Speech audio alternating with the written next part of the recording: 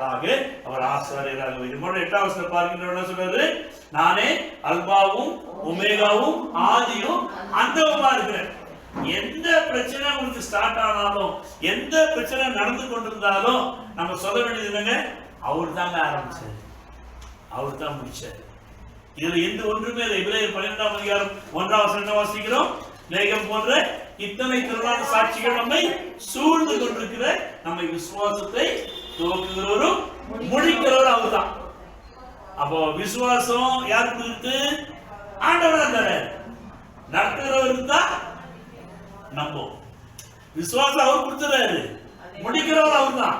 ஆனா நாம் இடைப்பட்ட நேரத்தில் அந்த விசுவாசத்தை பற்றி கொண்டு அதில் நாம நடக்க ஆரம்பிக்க வேண்டும். எனவே அவர் என்னுடைய வாழ்க்கையில ஆதியும், அவர் என் வாழ்க்கையில் அந்தவுமா இருக்கிறார். அவர்களுக்கு அல்பாவாக இருக்கிறார், அவர் ஒமேகாவாக இருக்கிறார்.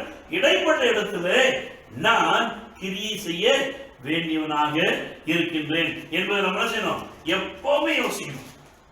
தொடர்ந்து இந்த ஆசியாவில் 7 சபைகளுக்கு அவர் சொல்லுகின்ற வழியில என்ன 13ஆம் வசனம் வாசிக்கின்ற வழியில 12-13 7 பொன் குத்து விளக்குகளை அங்கு பார்க்கிறார். எத்தனை குத்து விளக்கு?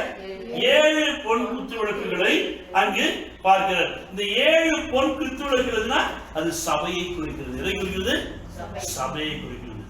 அப்போ சபை என்பது வெளிச்சம், சபை என்பது வெளியேறப்பட்டது. சபை என்பது எப்பொழுதுமே இருட்டாக இருக்கக்கூடாது, அது வெளிச்சமாக இருக்க வேண்டும். அதை பயன்படுத்தி கொண்டே இருக்க வேண்டும். அந்த குத்து விளக்குனா கிளீன் பண்ணி அப்பப்போ அதை பயன்படுத்த வேண்டும். அதை போல்தான் நாமும் தேவனுடைய ஆலயமாக இருக்கிறோம். நாம் ஒரு தேவனுக்கு ஒரு பிரியமான ஒரு விளக்காக இருக்கிறோம். நாம் எரிந்து பிரகாசிக்கிற ஒரு வெளிச்சமாக இருக்க வேண்டியவர்களாக இருக்கிறோம். தொடர்ந்து 16ஆம் வசனத்தை வாசிக்கின்ற வேண்டாம் என்ன சொல்றாரு பாருங்க. தமது வலது கரத்திலுள்ள 7 நட்சத்திரங்கள் என்று சொல்லுகிறார்.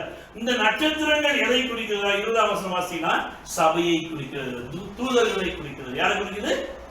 தூதர்களை குறிக்கிறது. குத்து விளக்கு சபையை குறிக்கும், நட்சத்திரங்கள் தூதர்களை குறிக்கும். யார்? தூதர்களை குறிக்கும். குத்து விளக்கு சபையை குறிக்கிறது, இங்க நட்சத்திரங்கள் தூதர்களை குறிக்கிறது. அப்ப நான் குத்து விளக்கா இருக்கணுமா? நான் நட்சத்திரமா இருக்கணுமா? நான் யாரா இருக்கணும்? நான் குத்து விளக்கா இருக்கணுமா? நான் நட்சத்திரமா இருக்க யாரா இருக்கணும்? அப்போ இல்லைன்னா மறுரூபமாகின்றோம். நாம் தேவ தூதர்களாக இங்கு வாழ்கின்ற வேளையிலேயே நாம் மறுரூபம் ஆக வேண்டும். இந்த கோபம், எரிச்சல், அது இது எல்லாம் போயிட்டு அந்த அந்த பரிசுத்தாவின் நிறைவினாலே நாம் அங்கு தேவ தூதர்களாக மாறி எங்க இருந்தாங்களா? 7 நட்சத்திரங்களும் 7 சபையோட தூதர்களாக நாம் இருக்க வேண்டும். அப்ப இந்த சபைக்குள்ள நான் யாராக இருக்க வேண்டும்? தூதனாக இருக்க வேண்டும்.